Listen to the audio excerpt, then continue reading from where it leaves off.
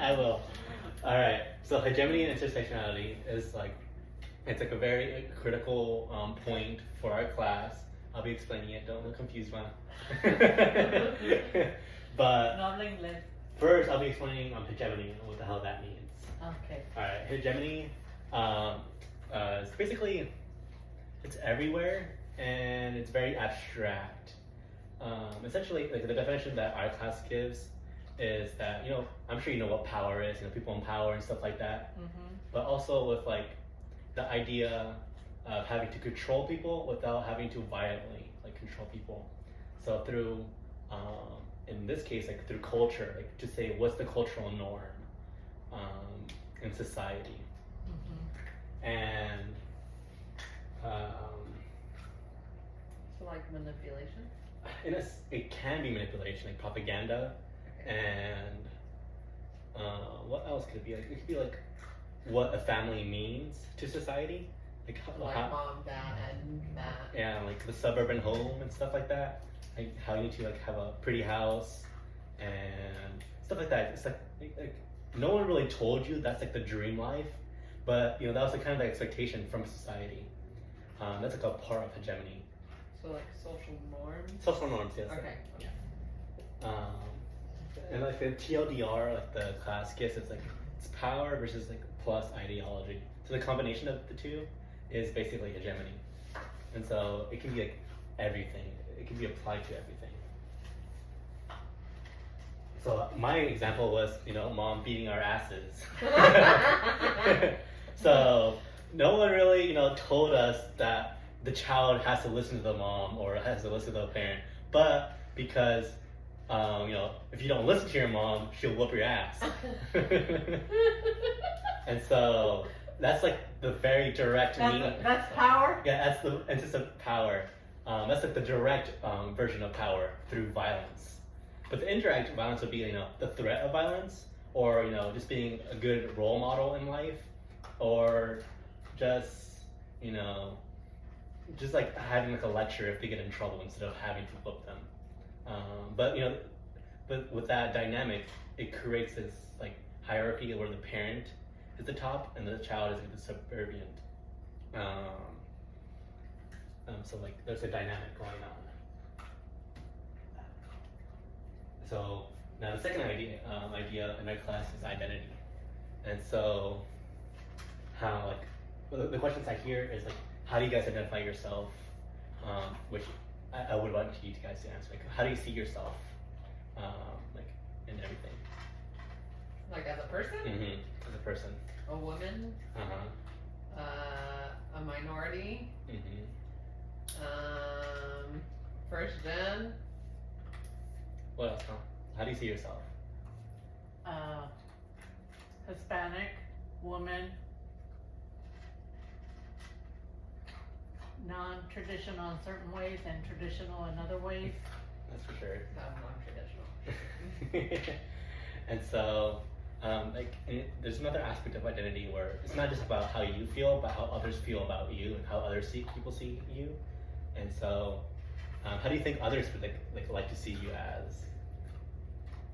Like they think I'm stern. Some, like depending on where I'm at, I'm very much more by the book. Mm-hmm. So they know I'm typically black and white, very little gray. And then others would be like happy, responsible, respectable, caring, just depending on the environment, I guess. And you, Ma? I would say the same. Work, professional nagger, because that's part of my job, nagging people for paperwork. And I think at work they think I'm very stern and very to the perfectionist and maybe by the book too much at times. Mm-hmm. At home, hopefully loving, caring parent. A veces. Yeah. I guess that's it. Okay. And this is more, the last question is more rhetorical in how society sees you, like all the labels the census work and how the history of being Mexican American has an impact on our lives. And so, yeah, there's a proper terminology for these type of stuff.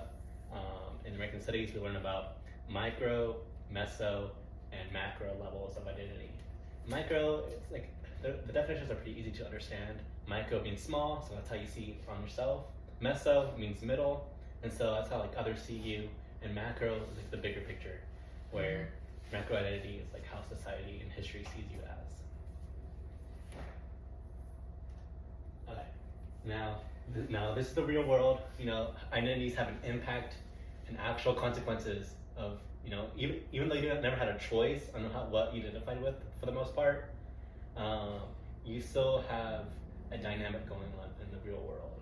How black people historically and now are seen as like inferior to like white people, and like, other identities such as like sexuality, like gender, if you're disabled or not. Like there's like the cultural norm that there's like inherently a dynamic, and so there's that. Now, how does that have to do with anything? So because identity is like a result of history and a result of these like dynamic going on, like where do these like dynamics come from, and like where do these identities like have a play with power? And that's where hegemony comes in. Yes, men, the patriarchy. And so hegemony within identity, there's people in power, typically white cis males, who for thousands of years have controlled society and set the normative. Like you are more likely to have a better life if you were born a cis male with a lot of money, and compared to a poor black person who's a woman. And there's a huge historical because like that's not part of the hegemony, and the other part is, and so they're doing way better in society than others. And so this also has to do with like nationalism. Like since we identify as Mexican Americans, right? I would hope so. But like where do these like terminology come from? Like what does it mean to be Mexican? Like what is it? Like how would you guys think what Mexican is? Like geographically. Yes, someone from Mexico, right? Yeah. So, but what does Mexico mean, right?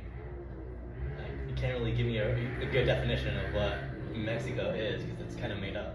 What country? Yeah, a A country. certain part of country. Yeah, but what is a country then? Well, it's all divided by humans. So like these like abstract things are somewhat made up through hegemony. Like these identities are formed through historical and political contexts. Like we weren't born Mexican American because we just happened to be it, but because historically, people from Mexico that moved to the U.S. like are considered Mexican American. It has to be that way, but through hegemony, that's how it happened. There's context to our lives. Okay, and so intersectionality, the second part of the presentation is pretty simple. If there's if hegemony has an impact on identity, what happens when you have multiple identities? Because you don't have one identity. Like just like when you're like listing identities on yourselves, it wasn't one thing. You weren't one thing. And so intersectionality just studies how these multiple identities have an impact on yourself, society, and like the bigger picture. And the textbook example, which doesn't really apply to us, is a black woman has a harder time than a black man because being a woman is much harder than a man historically. But then again, if you look at a white person, it's still there's like a huge hierarchy. So black woman, black man, white woman, and white man. And so intersectionality just like sees like the dynamic between all these identities. And the real world example would be through I looked up. I didn't really do like deep research. I was like, just like showing how media like represents minority groups. And so obviously, since I'm trans, I picked a trans man versus a trans woman through media.